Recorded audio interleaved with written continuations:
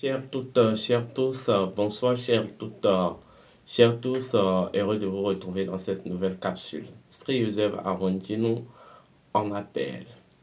Je viens vers vous ce matin, bon, dans cette repositionnement du temps pour présenter d'autres nouvelles aspects de la connaissance spirituelle authentique. Je suis instructeur spirituel, je suis métaphysicien.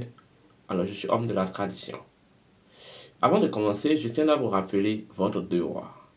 Votre devoir, c'est de liker la vidéo, c'est de partager la vidéo, c'est de vous abonner massivement.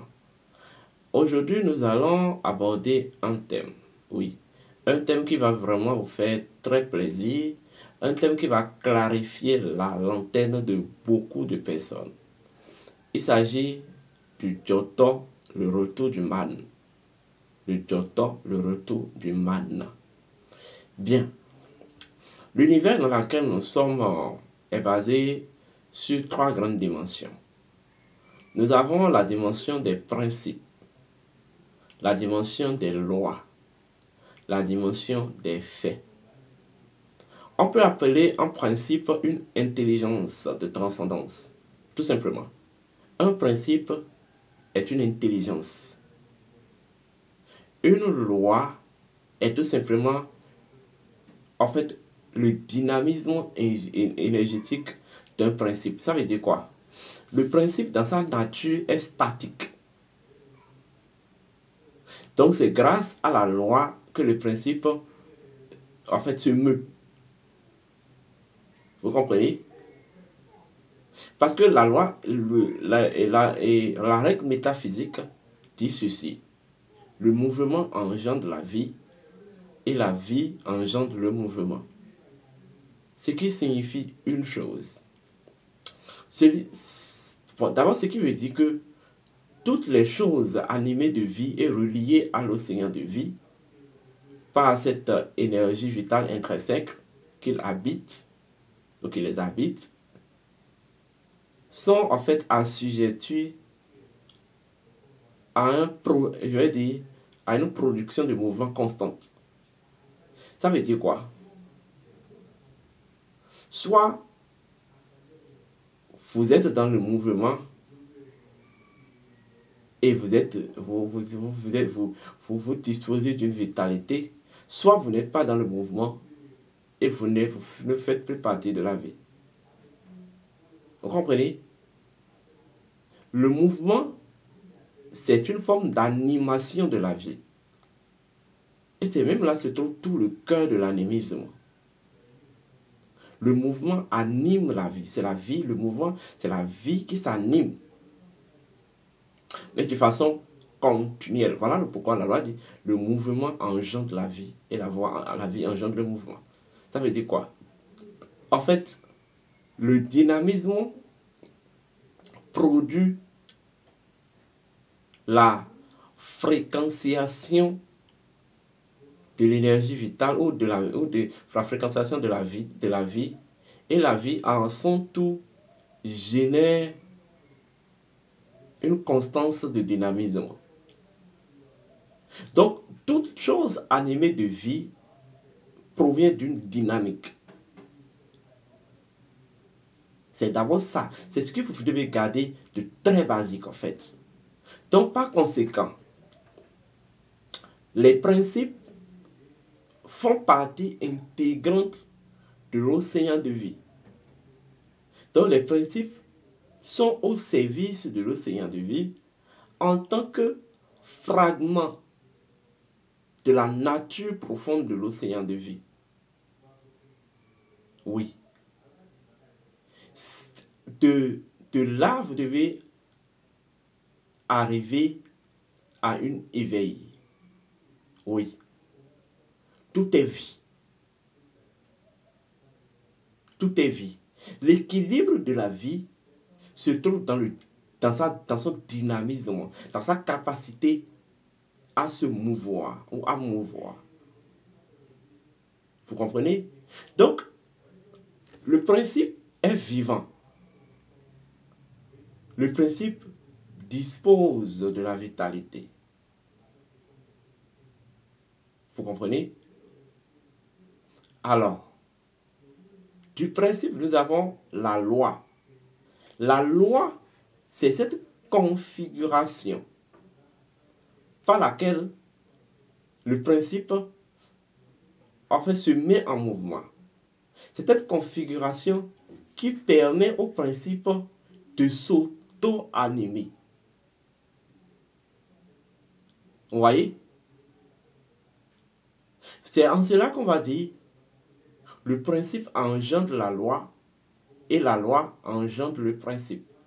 Parce que la loi va constituer en fait la dimension de dynamique, le dynamisme énergétique de la vie. Nous avons enfin les faits. Les faits, c'est ce que je vais appeler en fait la démonstration, la mise en démonstration des intelligences et de leur en fait dynamisme énergétique. Donc les faits constituent de la science. Vous comprenez? Alors, chaque principe produit essentiellement un combinatoire dynamique. Oui, les principes sont ascendants aux lois. Les lois sont descendants aux principes. Les lois sont issues des principes. C'est ce que vous devez comprendre. Quand dans la Bible des chrétiens, on vous parle, voilà, on vous parle de ce concept de Jésus, Marie, Joseph, la Sainte Famille. Symboliquement, c'est pour vous énoncer de façon mythique les trois dimensions métaphysiques de l'univers, c'est-à-dire les principes, les lois et les faits. Marie symbolisant la loi divine, et Joseph symbolisant et représentant le principe divin, et Jésus représentant en fait les faits divins ou la science divine. Voilà, ce n'est pas autre chose que ça. Vous comprenez? Et même quand on vous dit qu'ils s'étaient retrouvés à Bethléem, Bethléem qui fait la maison du pain, ça veut dire, ils font référence en fait à l'instance capacité de ces trois dimensions, donc la mémoire. Bon, je ne vais pas rentrer dans ces détails. Revenons au fait à notre sujet. Alors, le principe, lorsque vous venez dans la tradition, dans nos traditions africaines, vous allez souvent, et plus précisément dans le Fa, vous allez souvent entendre parler d'une devise. En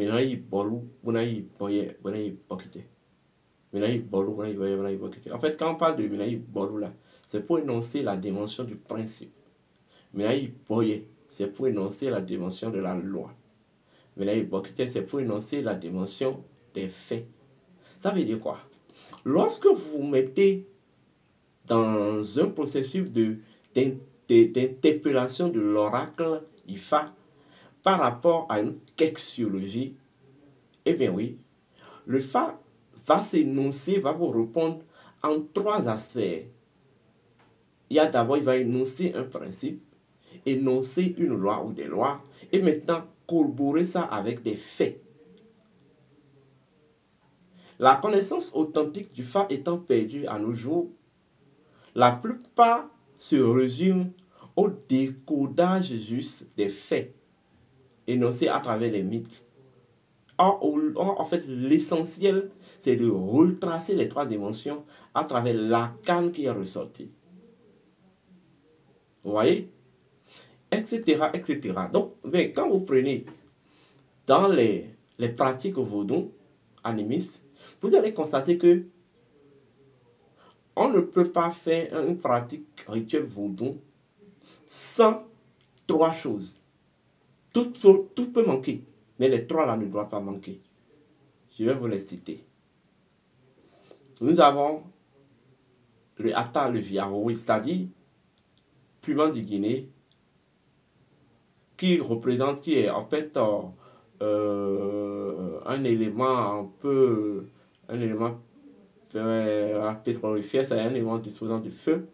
Donc le principe, représentant le principe des choses, vie, qui est la petite cola à tranche là, représentant la loi des choses. Parce que la loi, en fait, est d'abord féminine. Et vous allez constater que la petite, les colas à tranche là, ça a la capacité de s'ouvrir. Voilà. Qu'est-ce qui s'ouvre dans la nature? C'est le féminin qui s'ouvre. Et vous avez enfin la petite cola qu'on appelle noix du Brésil, à Oi, qui va représenter maintenant le fait, l'accomplissement. Les trois sont obligatoires. Ça veut dire quoi? Par des symboles, nos ancêtres ressortent toujours ces trois dimensions-là, en fait. Donc, dans la nature, lorsque vous voyez une loi, on vous parle d'une loi, sachez qu'il y a obligatoirement un principe qui a en fait donné essence, qui a donné naissance à cette loi-là.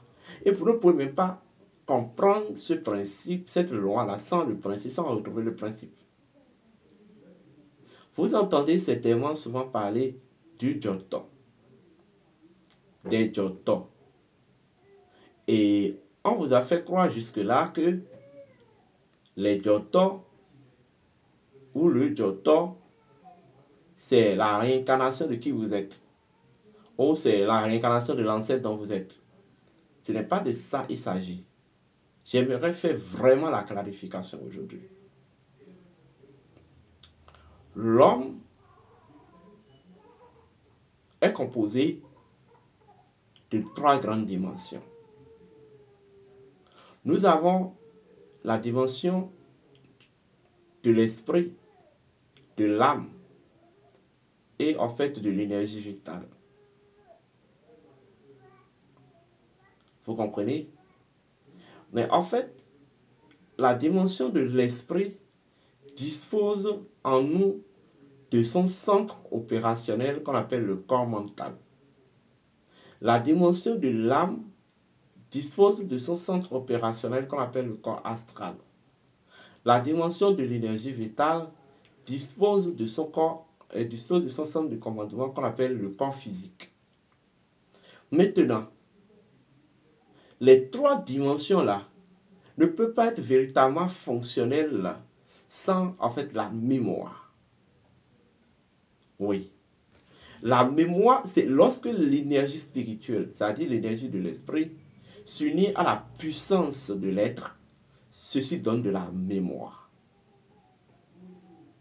Une mémoire est essentiellement composée de l'énergie spirituelle d'un être et de la puissance magique de la nature de cet être-là.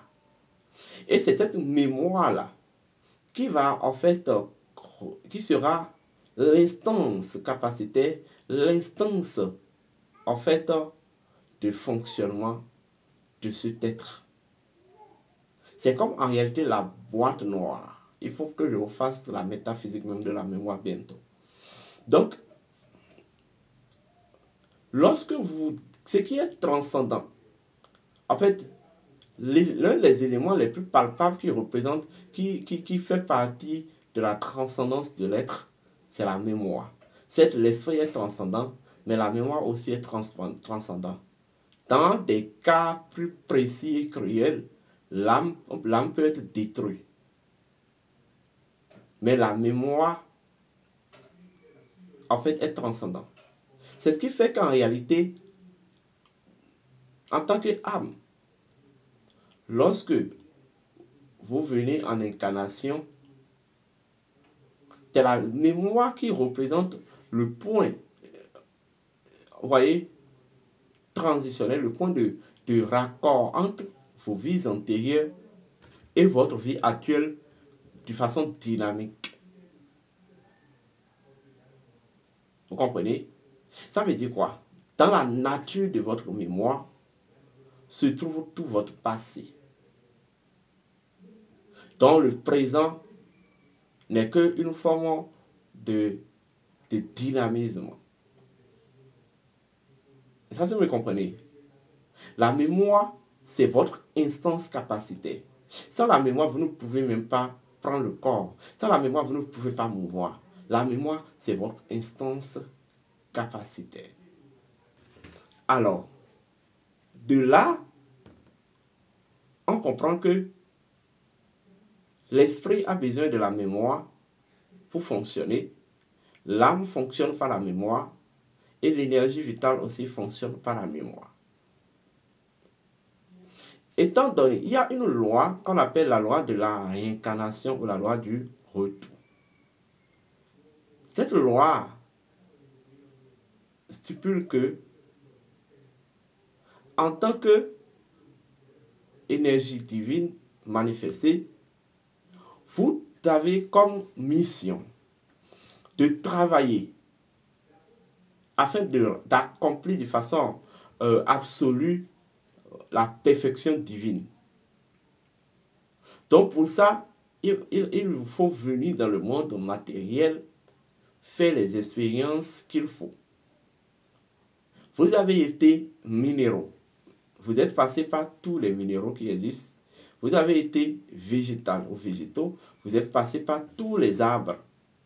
Votre âme est passée par tous les arbres. Vous avez été animal. Vous êtes passé par tous les animaux avant d'être un humain aujourd'hui. Et dans le règne humain, vous avez droit à 108 vies pour vous accomplir. C'est 108 naissance et mort pour vous accomplir. Vous comprenez? Mais étant donné que le monde physique et ses réalités sont émergées du monde astral, vous êtes obligé de suivre les règles astrales dans votre processus d'accomplissement. Or, le monde astral fonctionne par communauté. Le monde astral fonctionne par communauté. Il n'y a pas de spécificité, il n'y a pas d'unilatéralité dans le monde astral. Le monde astral fonctionne par communauté. Donc, en tant qu'âme, vous provenez du monde astral, nous sommes d'accord? Et étant donné que vous voulez venir dans le monde physique, vivre une existence de naissance et de mort, il va falloir que vous transitez par une communauté physico-spirituelle, dans une famille. Vous comprenez? Dans une famille, il va falloir que une famille vous sert en fait d'instance vibratoire par laquelle vous êtes venu en incarnation.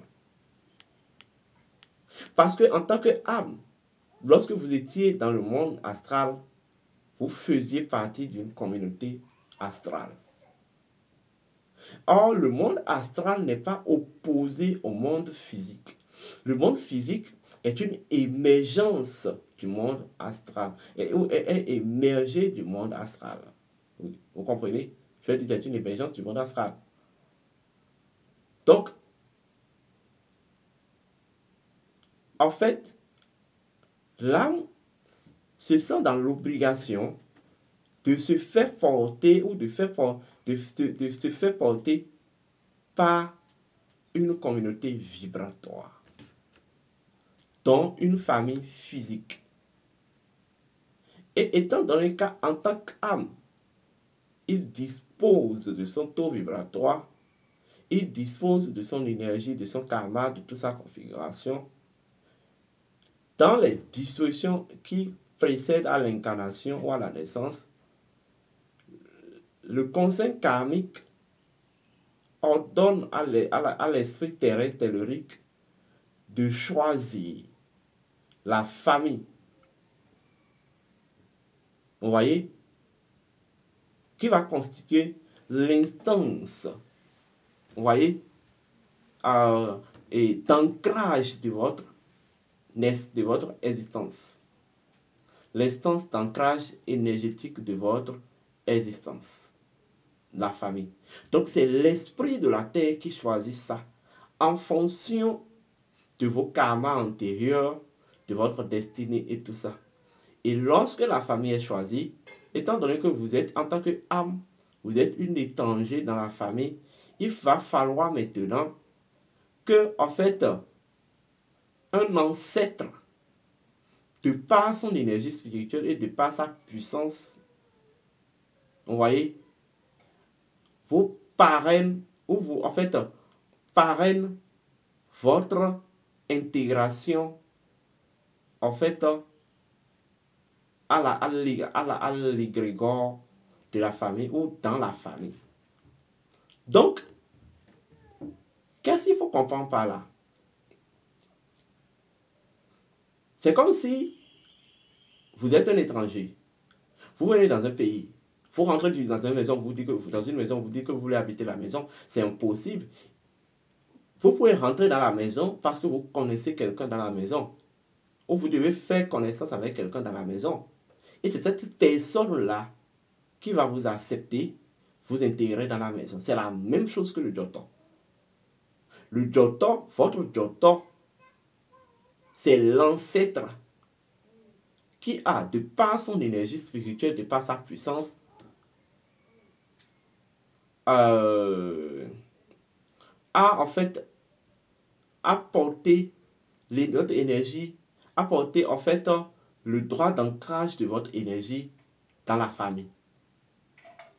Donc sans cet ancêtre et son énergie, donc sans l'énergie spirituelle, la puissance de cet ancêtre, c'est comme si vous ne pouvez même pas vous incarner ou naître dans cette famille. C'est ça ce que c'est que le Joton. J'entends beaucoup de ces, ces personnes qui disent que le Joton c'est la réincarnation. Le Joton n'est pas la réincarnation, non.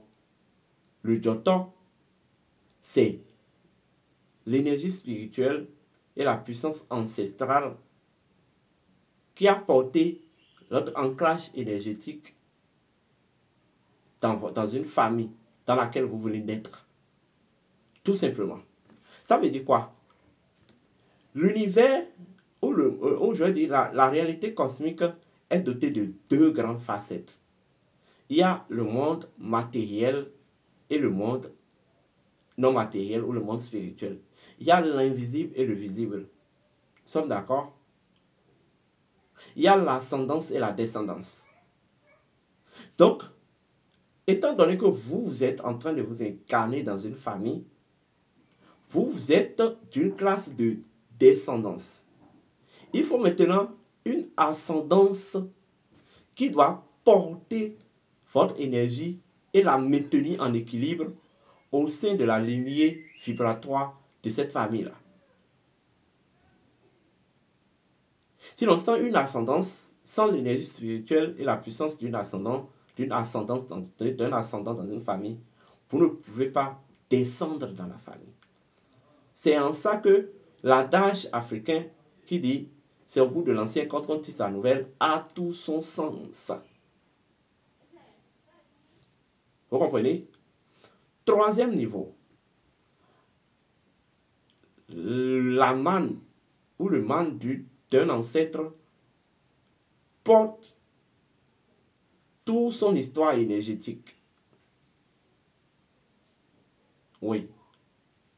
Toute son histoire énergétique montée en puissance ou convertie en puissance. Voilà pourquoi en Afrique, la technologie des mannes est très, très, très magique. Lorsque vous prenez la mémoire d'un ancêtre, toute son histoire énergétique, les facettes et autres, sont portées par le man. Vous comprenez? Alors,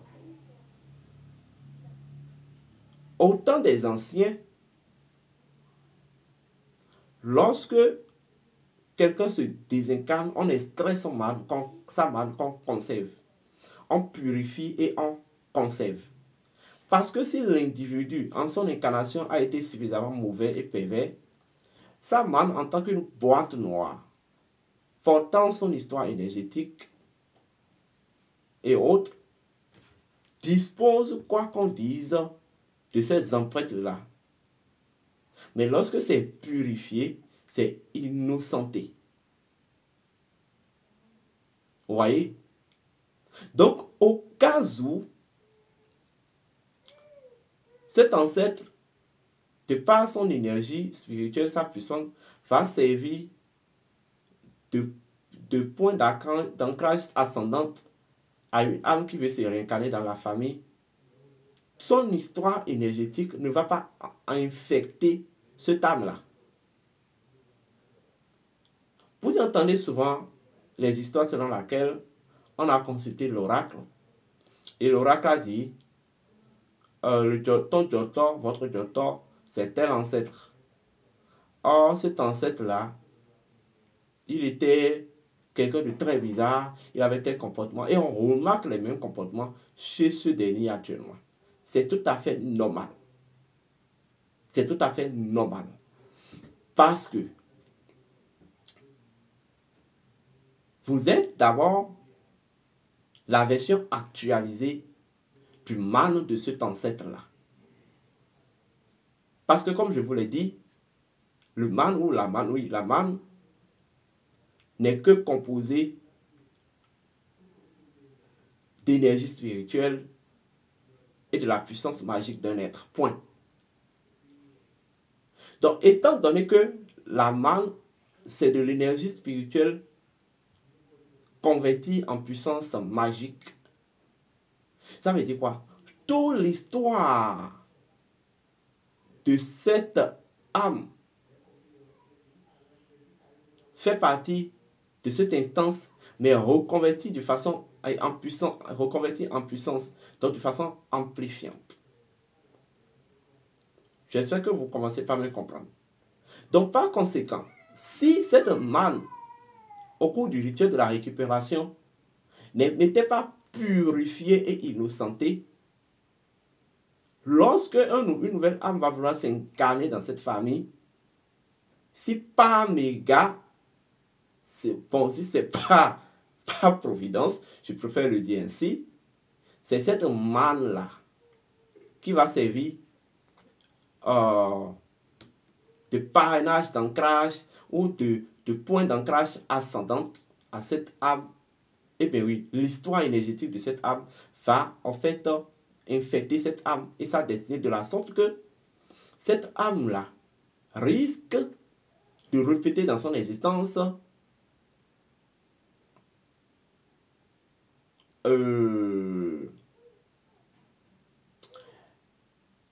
toutes les facettes de l'histoire liées à cette âme ancêtre.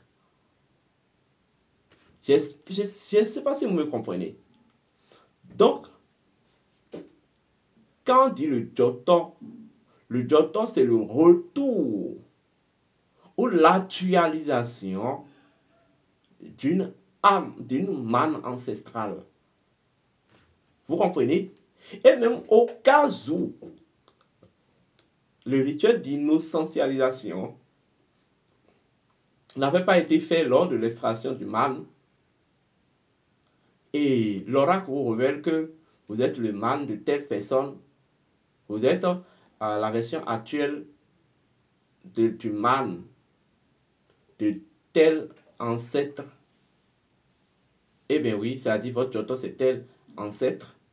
Vous pouvez travailler et purifier ça en fait, pour que ceci ne continue pas à infecter ou affecter votre âme. C'est ce que vous devez garder en fait. Donc il est impératif et capital de connaître votre Jotor, le manant ancestral dont vous êtes le retour.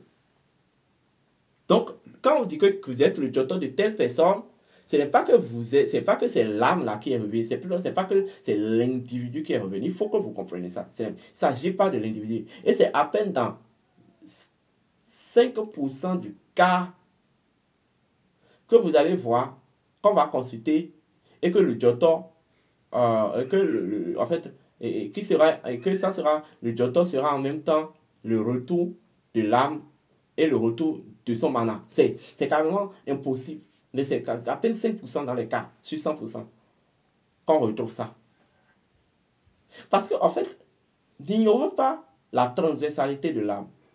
La transversalité de l'âme et signifie que l'âme est universelle et que l'âme est immortelle. Et que l'âme, en fait, n'est pas liée à, à un continent forcément. L'âme évolue. Comment comprendre, si je tiens compte de cette version de la chose, comment comprendre que une âme qui a été égyptienne dans sa vie antérieure, on consulte le phare, et si on considère ce que vous dites là, et qu'on dit que c'est le grand-père de ton papa qui est revenu, mais la personne a été égyptienne dans sa vie antérieure. Mais toi, tu es béninois, ton grand-père est béninois. Vous voyez que ça n'a pas de sens, non? Donc, je suis en train de vous faire une vraie clarification. Quand on parle de Joto, sachez que c'est le retour d'une manne. Point. Sachez que c'est un processus cosmique au sein de laquelle, lorsqu'une âme veut s'incarner dans une famille, il va falloir que l'énergie spirituelle et la puissance d'un ancêtre lui servent de point d'ancrage ascendante. Et afin de favoriser son intégration dans la lignée égrégorienne, dans la lignée familiale. Donc, l'énergie et la puissance spirituelle de l'ancêtre qui lui a servi de point d'ancrage ascendante, c'est ça qu'on appelle le Joto. C'est ça qu'on appelle le Joto. À ne pas confondre avec la réincarnation. Ce n'est pas que en Afrique, nous ne connaissons pas la réincarnation. Nous connaissons bel et bien la réincarnation. Mais après, nous allons aborder ça. Nous connaissons bel et bien la réincarnation. Et je dis, mais bel et bien la réincarnation. Vous comprenez? Donc, c'est ça, en fait, la vérité. Mais vous deviez connaître votre Joto. Parce que, en fait, la non-connaissance du Joto aujourd'hui crée beaucoup de problèmes. Vous imaginez, d'abord, le Joto n'est pas choisi au hasard. C'est en fonction de votre taux vibratoire que l'esprit tellurique choisi en coordination avec l'égrégore de la famille, l'ancêtre dont l'histoire énergétique cadre avec votre taux vibratoire, votre karma et autres. Donc, dans ce cas, vous devez connaître votre Joto et corriger, purifier cette manne-là, afin qu'elle vous soit propice, afin qu'elle vous soit avantageuse. Est-ce qu'on me comprend? C'est ce que j'aimerais vous dire aujourd'hui. Bon, nous avons un service de connaissance de Joto et de rituel de Joto disponible chez nous. Ça, c'est un service entier. On consulte, on vous reçoit votre Joto et après, on vous fait le rituel du Joto. C'est à 45 000 francs si vous voulez le faire. Voilà. Par contre, ce qui ressort dans l'équation de l'incarnation, c'est ce que vous avez été dans votre vie antérieure. Ça vous concerne directement. Parce que je tiens à faire quand même cette nuance-là. Bon, alors, je sais que vous avez compris maintenant ce que c'est que le Joto. Voilà. Portez-vous bien. Si vous avez envie de nous contacter, composez le 00229 01 66 26 34 56. 00229 01 66 26 34 56. 00229 01 66 26 34 56. 00229 01 68 53 96 60. Ça, c'est le numéro du secrétariat. 00229 68 01 68 53 96 60. 00229 01 68 53 96 60. Ces deux numéros sont disponibles sur Telegram, appel WhatsApp, appel et WhatsApp. Portez-vous bien et au TEP.